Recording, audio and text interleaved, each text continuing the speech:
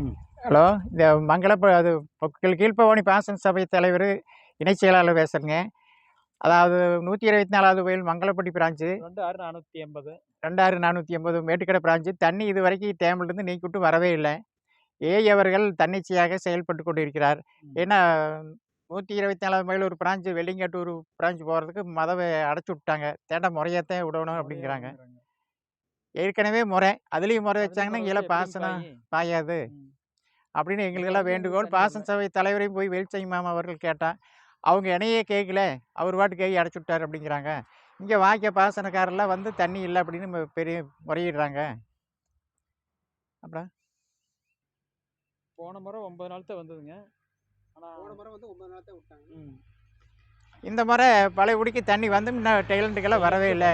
இது வரைக்கும் தண்ணி வரல. பவர்சால் நீக்கி விட்டு இது வரைக்கும் தண்ணி வந்து இந்த தளவுக்கு வந்து சேரல. ஆனா வந்து இதுலயே வந்து இதுல உள்முறை அப்படிங்கிற மாதிரி சொல்றாரு. ஆமா. அதே பவானி சாகர் தண்ணி நீக்கி விட்டு இவ்வளோ நாள் தண்ணி டெய்லண்ட்டுக்கு வரல. இதுலேயும் முதல்ல ஏற்கனவே இப்போ கவர்மெண்ட் தமிழ்நாடு அரசு முறை வச்சுட்டு இருக்குது. அதுலேயும் முறைன்னு கொண்டாந்து ஏஐ மதம் அடைச்சிட்டு போயிட்டாங்க. கேட்டால் 3 நாளைக்கு போயிட்டே வருங்கிறாங்க அப்படின்னு சொல்கிறாங்கல்ல. இது வரைக்கும் தண்ணி வரல. கடலை, எள்ளு இதெல்லாம் பாசனமெல்லாம் ரொம்ப காய்ச்சலாக இருக்குது வெய்ய காலத்தில். நீங்கள் மேலும் இதுக்கு தண்ணி நடவடிக்கை எடுத்து தண்ணி விடுமாறு கேட்டுக்கொள்கிறோம் தாழ்மையுடன். சரியா?